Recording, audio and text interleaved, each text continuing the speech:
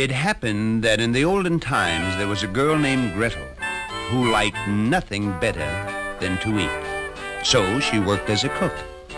But oftentimes she had to be very clever to explain what happened to all the food she had eaten. In the old country, they tell this story of clever Gretel.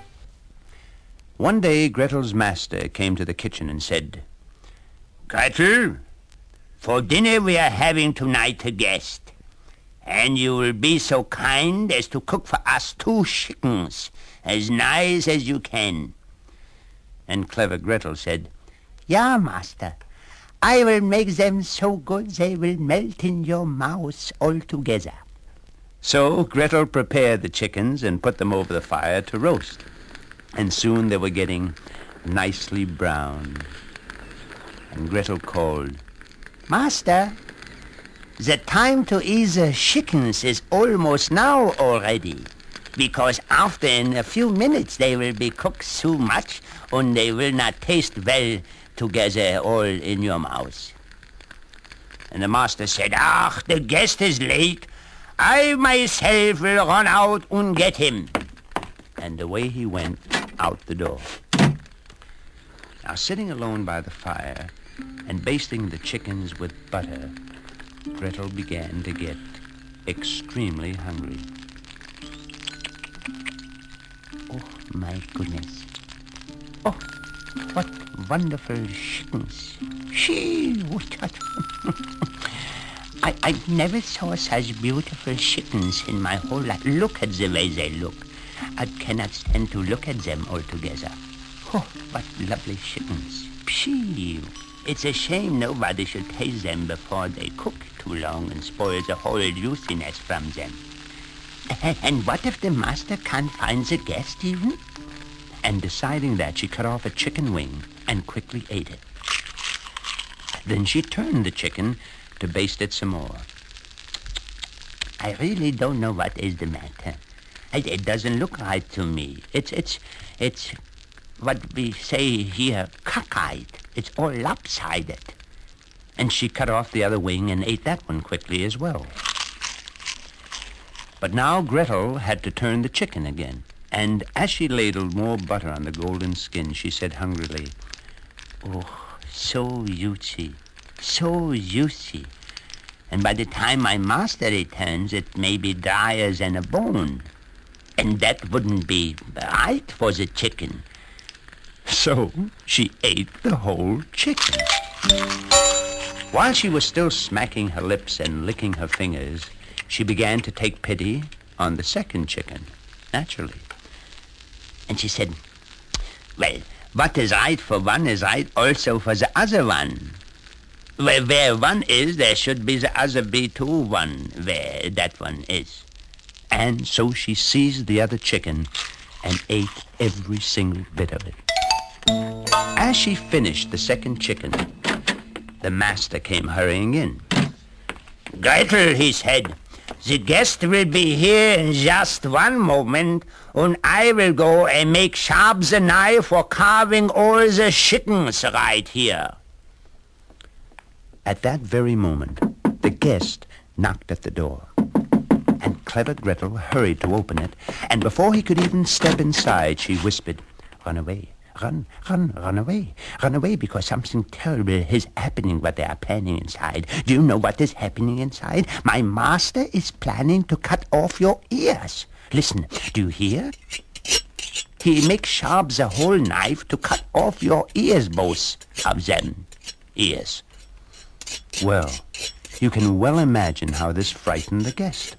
He pulled his cap down over his precious ears and fled with his coattails streaming out behind him.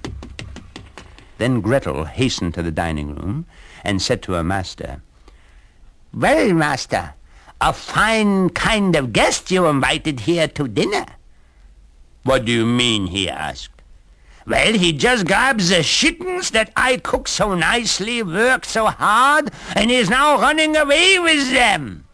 "What?" bellowed the master. "With both of them? With my chicken also?" And with his carving knife still clutched in his hand, he rushed into the street shouting wildly, "Not both! Not both! Just one! Just one!" But the frightened guest only ran faster because, of course, he thought the master was asking for just one ear. And clever Gretel stood in the doorway saying, "My, my, my, my." And she smoothed her apron and smiled and went back to the kitchen to look for some dessert. Long ago, in another land 1,000 miles away, a brother and sister went to the woods to play. And as they played, they came upon an old enchanted well, all overgrown with vines and moss. And so, of course, they fell. The well was deep, the sides were steep, and down they dropped, until they reached the bottom, and into the water plopped. Now here there lived a Nixie, a lazy water elf, who laughed and said, "You'll do the work I used to do myself." She gave the girl some tangled flax and made her sit and spin it, and carry water in a can that had no bottom in it. She gave the boy a heavy axe, as dull as it could be, and made him chop her kindling from the very hardest tree. She fed them sour dumplings, but only one a day, and the boy said to his sister, "We'll have to run away. Let's leave on Sunday morning, when the Nixie goes to church. Then we'll be gone an hour before she starts to search." And so they ran away. And of course the Nixie was furious when she returned, and she angrily set out to look for them. From afar she caught sight of the runaway two, and she took up the chase as a Nixie can do, by taking great strides that covered great stretches, while shrieking, "Come back here, you ungrateful wretches!" But the girl dropped a brush which had magical bristles that surrounded the Nixie with acres of thistles, and the boy dropped a comb that was magical too, and its teeth became thorns. But the Nixie came through. Then the sister dropped a mirror, the most magical of all, and it grew into a mountain range, so shiny, smooth, and tall, and so slippery that the Nixie couldn't climb the glassy side, for she slipped each time she tried to take her giant Nixie stride. Then the mountains grew much steeper, really quite remarkably, and for every forward step she took, the Nixie slid back 3. So the children escaped. And the Nixie? Well, why, the more she tried to climb, the more she slipped and slid and fell, and finally went tumbling down and landed in her well. One night, a little old woman gathered together a handful of beans for dinner. To make the coals in her fireplace burn brightly, she tossed a bundle of straw on them. Then she put the beans in a pot to simmer. But one of the beans dropped out of her hand, one of the straws slid out of the bundle, and one of the coals rolled out of the fire. And all 3 lay together on the hearth, watching sadly while their comrades cooked.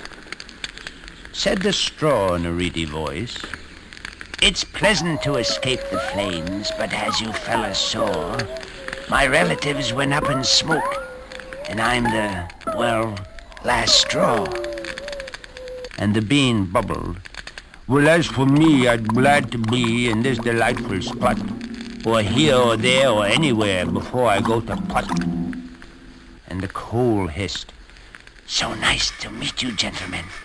Most pleasant and all that. But don't you think that we could find a cooler place to chat? They all agreed, and the 3 of them went off together. By and by they came to a little brook that had no bridge, and sputtered the coal. I'd like to roam the world with you, but there is just no doubt. If I go into that water, it will promptly put me out. And the bean added, and I don't dare to get all wet by going in the brook. For as you know, we beans are soaked before we set to cook. But the straw said eagerly, Fear not, O Bean, and you, friend Cole.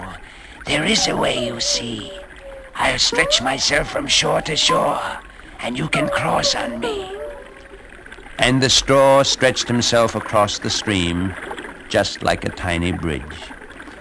The Coal was the first to use the straw bridge. He started out bravely enough, but halfway over he looked down at the water, shuddered, and stopped. And at the place where he stood, the poor straw smoldered, smoked, and broke in half, and down went the straw and coal into the water. Safe on shore, the Bean watched sadly and said, A straw and coal will never mix, no matter how they try. Blip, blip, blip. Like fire and ice, or cats and mice, or hungry folks and I. That's rather funny, he thought, and laughed. Hungry folks and I.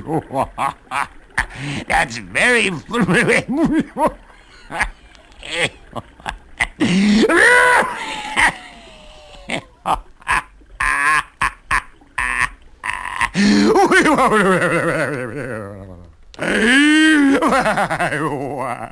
In fact, he laughed so hard that he split his sides. But luckily, at that very moment, a tailor happened to be passing by, and he ran over just in time